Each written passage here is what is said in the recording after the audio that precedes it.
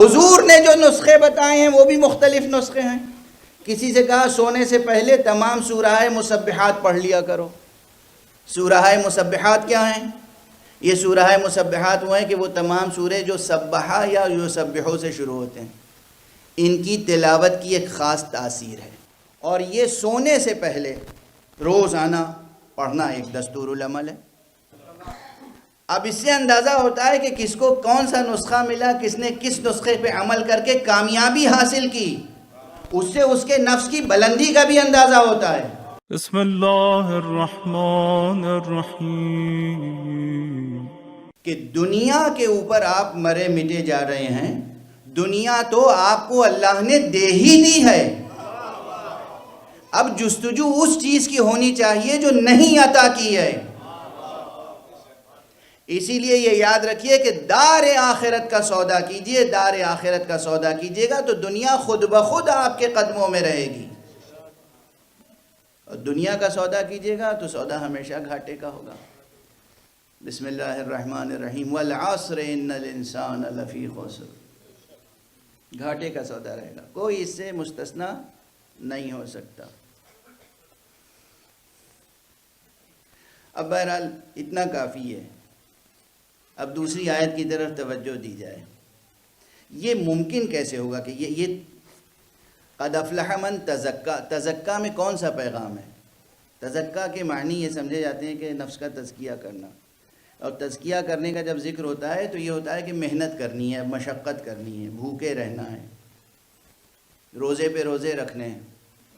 تزکیے کے معنی صرف اتنے ہیں کہ صاف رکھنا ہے دامن وجود کو.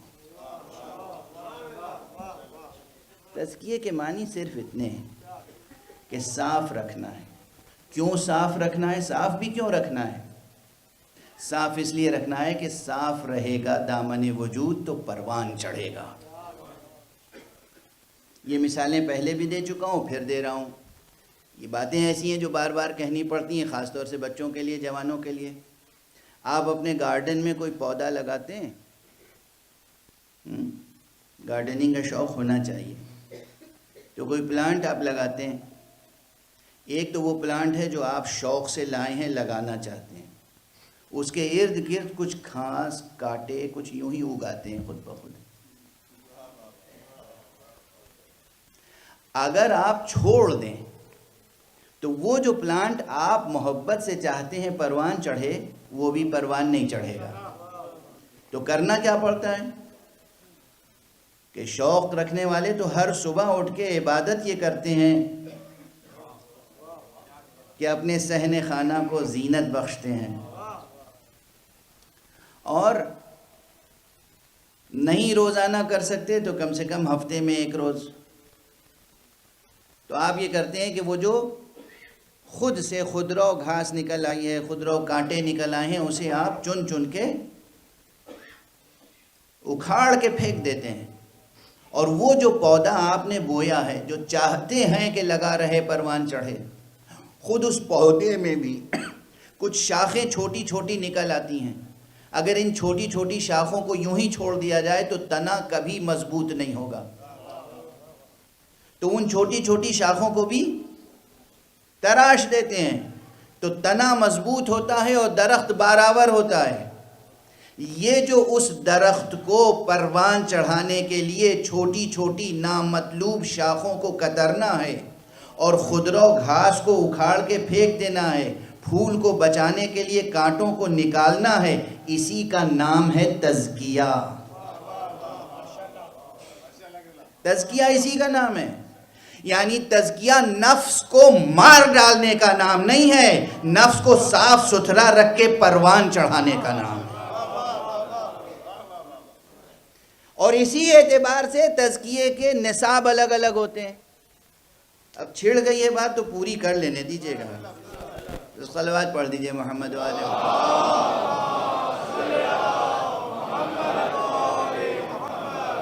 بہت توجہ رہے، خاص طور سے جوانان عزیز، چونکہ آج کل عرفان کا ذوق بھی بہت ہے. ہر شخص پوچھتا ہے یہ عرفان کیا ہے، عرفان عملی کیا ہے، عرفان نظری کیا ہے، سیر و سلوک کیسے طے کیا جائے، خدا کی راہ پر کیسے گامزن ہوں. نقطہ اول کیا ہے، آغاز کہاں سے کریں، کن راہوں سے گزریں، اسٹیپس کیا ہوں گے ایک کے بعد ایک. تو بس یہ یاد رہے کہ یہ جو تزکیے کا نصاب ہے یہ ہر فرد کے لیے الگ الگ ہے، چونکہ ہر شخص کا ذوق الگ ہے. بالکل ایسے ہی جیسے زمینیں مختلف ہوتی ہیں. بعض زمینیں ایسی ہوتی ہیں جہاں جو درخت بو دیا بس بو دیا، اس کے ساتھ کوئی گھاس نہیں اگے گی. بعض زمینیں ایسی ہوتی ہیں کہ روزانہ آپ گھاس نکالتے رہیے، کاٹتے رہیے، صاف کرتے رہیے، نئی گراس جو ہے نئی گھاس اگتی آئے گی. اور فرمایا آپ نے. تو جہاں جس زمین میں بار بار گھاس اگ رہی ہے، کانٹے اگ رہے ہیں، وہاں بار بار صفائی کرنی ہوگی. جہاں نہیں اگ رہی ہے گھاس، جہاں خضرو پودے نہیں اگ رہے ہیں، جو آپ نے لگا دیا تو وہاں بار بار محنت نہیں کرنی ہوگی. واضح ہوئی نا. یہ تو نہیں کہہ سکتے کہ آپ اس سے بھی کہیں کہ بھائی روزانہ کیوں نہیں تم گارڈننگ کرتے، کہ ضرورت نہیں ہے. اور وہ شخص جس کو روز ضرورت ہے، آپ کہیں بھائی ہفتے میں بس ایک دن یا مہینے میں ایک دن کر لیا کرو کافی ہے، وہ بھی ناکافی ہے. یہ نسخہ، یہ طریقہ عمل وہاں کارآمد نہیں ہو سکتا، اور وہ طریقہ عمل یہاں کارآمد نہیں ہو سکتا. توجہ ہے. اب اسی طرح انسانی نفس کی کیفیت سامنے آتی ہے. کوئی ایسا ممکن ہے جس نے اتنی شرابیں پی ہو، نعوذ باللہ، اتنا حرام کھا لیا ہو کہ اس کے لیے ضروری ہو کہ آپ جا کر مسلسل بس سال میں 2 دن روزانہ رکھیے گا، عید الفطر اور عید قربان، باقی پورے سال روزہ رکھیے تاکہ جسم پاک ہو جائے.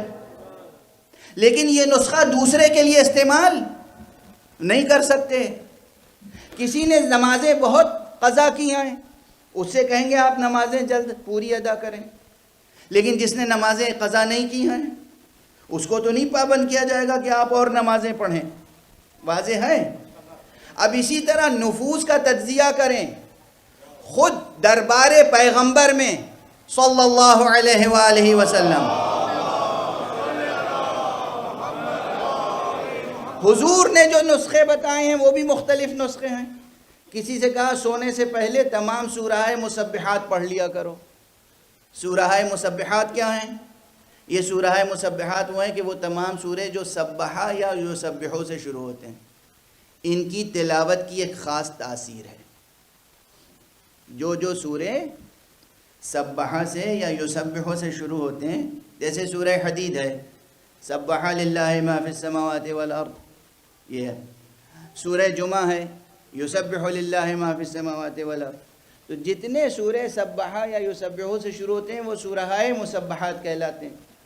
اور یہ سونے سے پہلے روزانہ پڑھنا ایک دستور العمل ہے. تو اس میں تقریباً 1.5 گھنٹہ، 1.25 گھنٹہ، 2 گھنٹہ لگ سکتا ہے. لیکن یہ دستور العمل ہر ایک کے لیے نہیں ہو سکتا.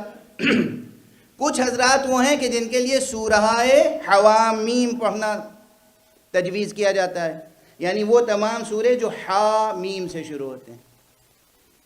واضح ہے. کچھ حضرات وہ ہیں جن سے ہم لوگ صرف اتنا کہہ دیتے ہیں کہ معصوم نے یہ بتایا ہے کہ 4 قل اور آیت الکرسی پڑھیے اور سو جائیے. تو اب وہ تینوں الگ الگ ہیں نسخے. واضح ہے. اب اس سے اندازہ ہوتا ہے کہ کس کو کون سا نسخہ ملا، کس نے کس نسخے پہ عمل کر کے کامیابی حاصل کی. اس سے اس کے نفس کی بلندی کا بھی اندازہ ہوتا ہے. یہیں سے ایک اشارہ ملتا ہے کہ آخر ایمان کے درجوں میں 10ویں درجے اور سب سے بلند درجے پر سلمان فارسی کیوں نظر آتے ہیں. مشہور حدیث ہے کہ ایک مرتبہ پیغمبر اکرم صلی اللہ علیہ وآلہ وسلم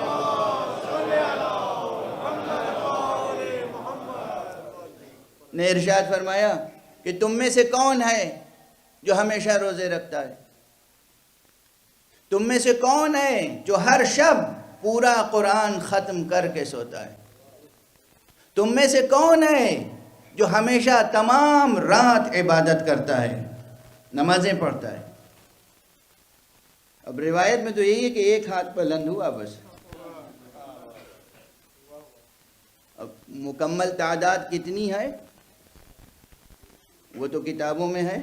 کیا خوبصورت لفظ آپ نے کہا ہے.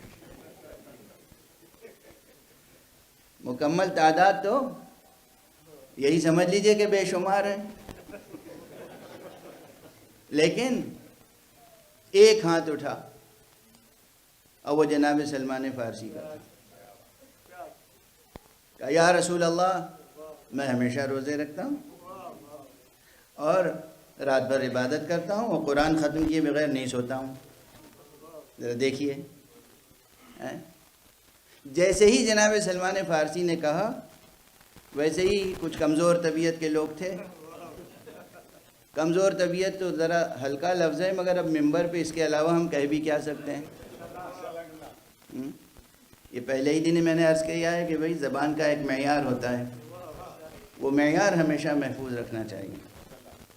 اہل بیت کے چاہنے والوں کی شان یہ ہے کہ ان کا کردار بھی پاک ہوتا ہے, ان کی زبان بھی پاک ہوتی ہے. ایک صلوات پڑھ دیجئے محمد وعلیہ.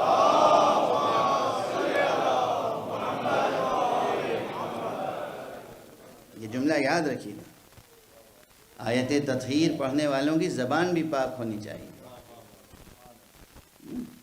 اور اسی لیے ہم لوگ دشمنوں کو فحش گالیاں نہیں بکتے, صرف لعنت کرتے ہیں.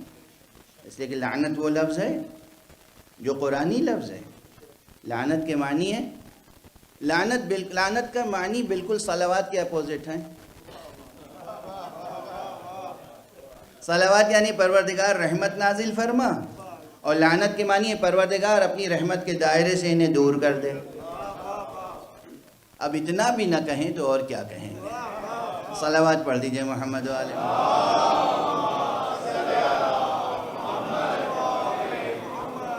اور یہ یاد رکھیے, بعض حضرات بہت اصرار کرتے ہیں اور خود جب تہذیبی کرتے ہیں تو نہیں سوچتے کہ ہم خود کیا لکھ رہے ہیں اور کیا کہہ رہے ہیں. اور ہم جو لفظ استعمال کرتے ہیں وہ قرآنی کلمہ ہیں, اور اس لیے استعمال کرتے ہیں تاکہ جو پیغام جا رہا ہے مکمل پیغام جائے, ادھورا پیغام نہ جائے. اگر خدا نے یہ بتایا ہے کہ نیکوکاروں پہ ہماری رحمت ہے اور بدکاروں پہ ہماری لعنت و نفرین ہے تو ہمیں بھی پورا پیغام سناتے رہنا چاہیے. بے خوف نہ ہو جائے فاسق, فاجر, کافر, مشرک, ناصبی, دشمن مصطفیٰ اور دشمن اہل بیت مصطفیٰ قہر الہی سے بے خوف نہ ہو جائے. یہ کام بھی ہمارے ذمے ہے, ہم اس سے دستبردار نہیں ہو سکتے. پیغام میں خیانت ممکن نہیں ہے. رحمت الہی کا بیان بھی ہوگا, بسم اللہ الرحمن الرحیم سے گفتگو شروع ہوگی مگر وَلَضَّالِّينَ پر ختم ہوگی. غیر المغضوب علیہم وَلَضَّالِّينَ پہ ختم ہوگی. اگر قرآن مجید میں پیغام جو دیا گیا ہے وہ پیغام میں لعن بھی ہے شامل تو وہ یاد دلایا جائے گا کہ ظالموں, اللہ کی لعنت ہوتی ہے ظلم کرنے والوں پر, اس لیے بچو, خوف خدا باقی رہے. رحمت خدا کو سہارا بنا کر گناہ نہ کرو.